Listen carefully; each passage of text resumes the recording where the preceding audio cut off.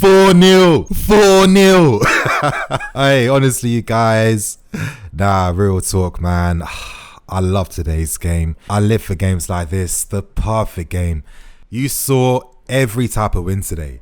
You saw young players making their debuts. You saw young players getting opportunities. You saw the older experienced guys securing the bag, getting the goals for us.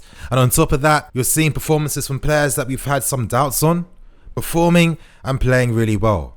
And this 4-0 win reflects all of those great moments of the game, the perfect type of game.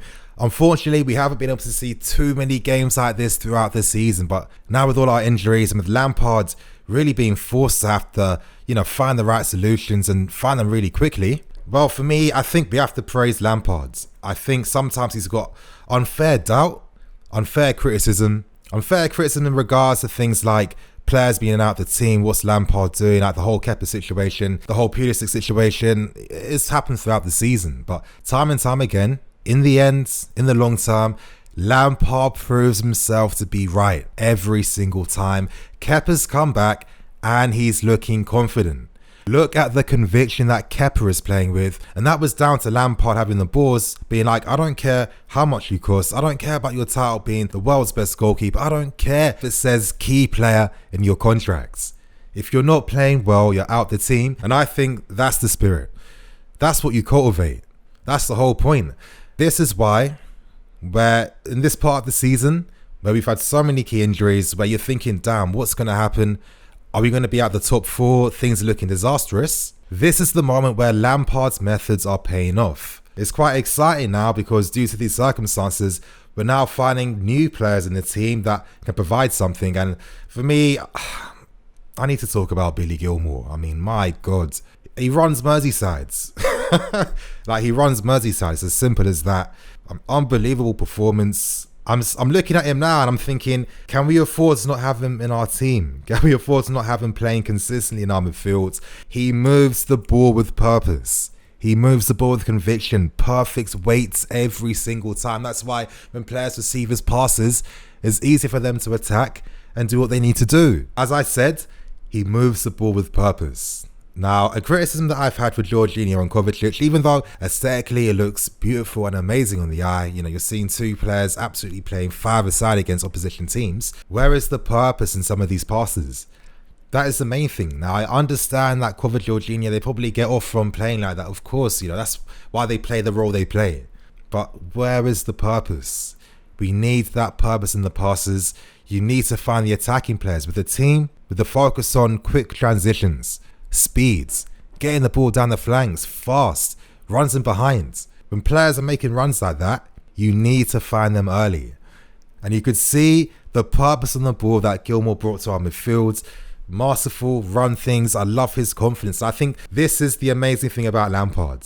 It seems like Gilmour really has that confidence now. He's playing outstanding. Absolutely outstanding. I've been saying in my videos, this is the style of midfield player that we need, a deep line playmaker. I think we have that in Gilmour. What can he do? His work rate, I think he clocked in 12.7 kilometers for the game. Incredible.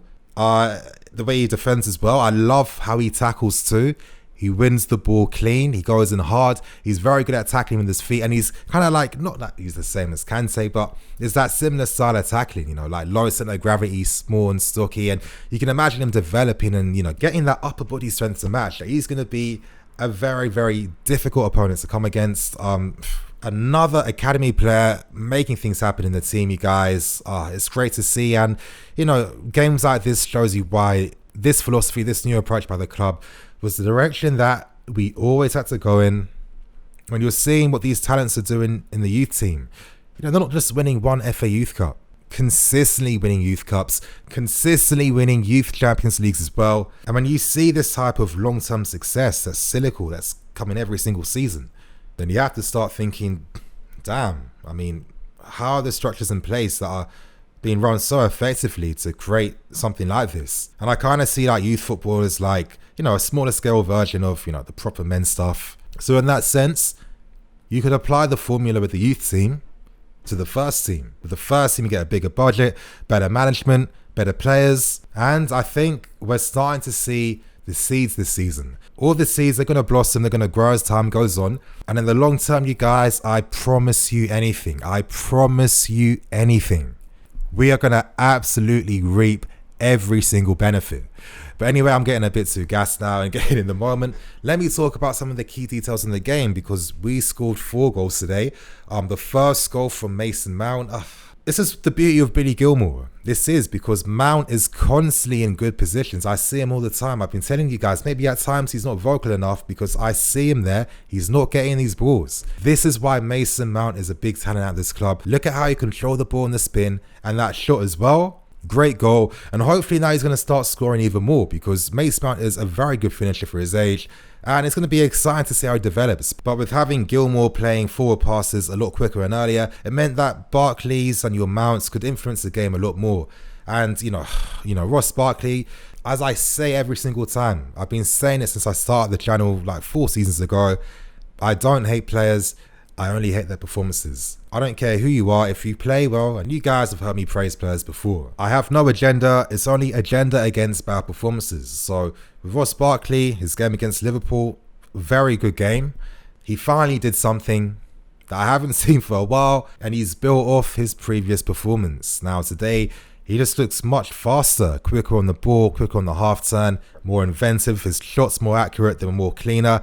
And for me, I've always thought it was always confidence with Barkley. Both Lampard's management and his belief, because there's times when maybe Barkley under maybe previous management, some of his indiscretions might not have been met the same way. But Lampard understands the player's situation. He's a player himself. He wants to get the best out of everyone, because that's going to benefit the team.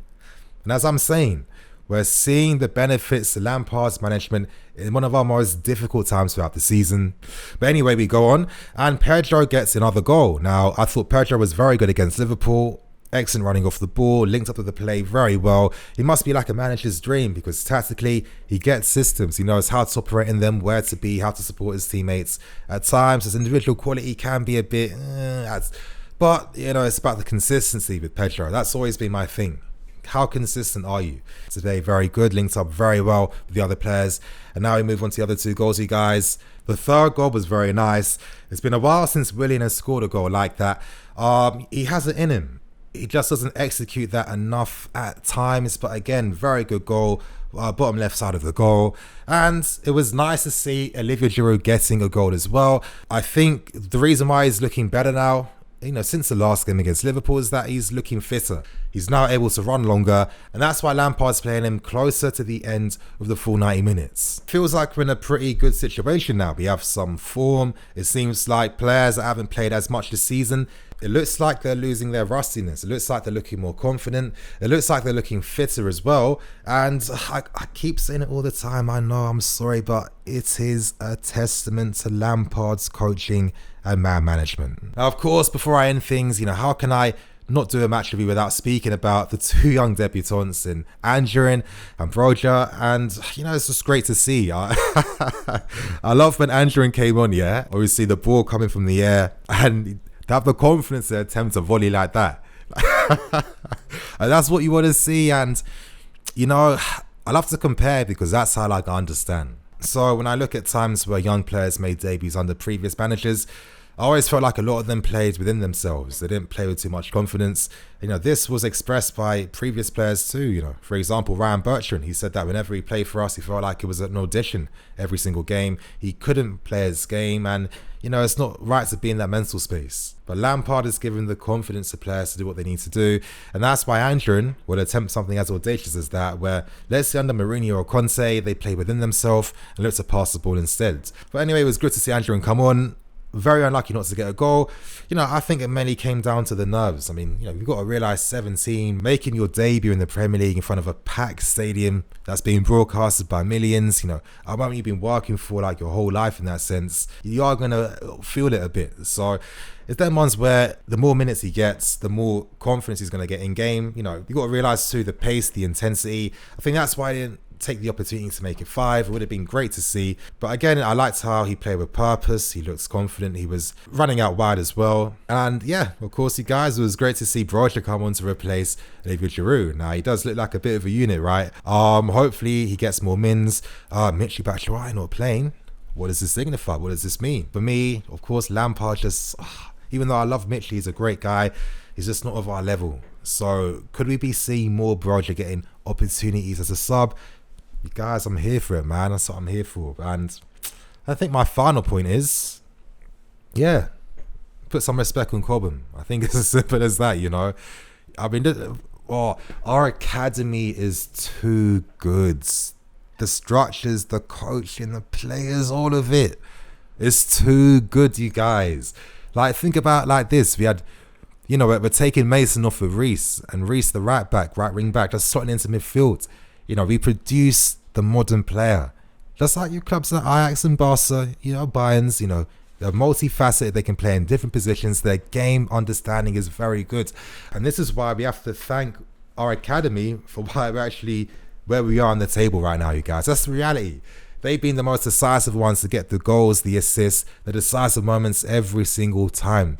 There has been an impact from an academy grad in every single game. Oh my, you don't understand how exciting it's going to be, because this is the first year we're seeing them. There's going to be another 2, another 3, another 4, another 5. I keep going on, you guys, but I've got to bring this review to an end. Excellent, perfect day of football at Stamford Bridge. It's what you want to see. It's what we're here for. It's why we love the club. And on that note, I'm going to wrap things up and keep things moving. Thank you for watching. Please like, comment, subscribe. I'm EFC. This is Blue Lions TV. I'll see you guys in a bit.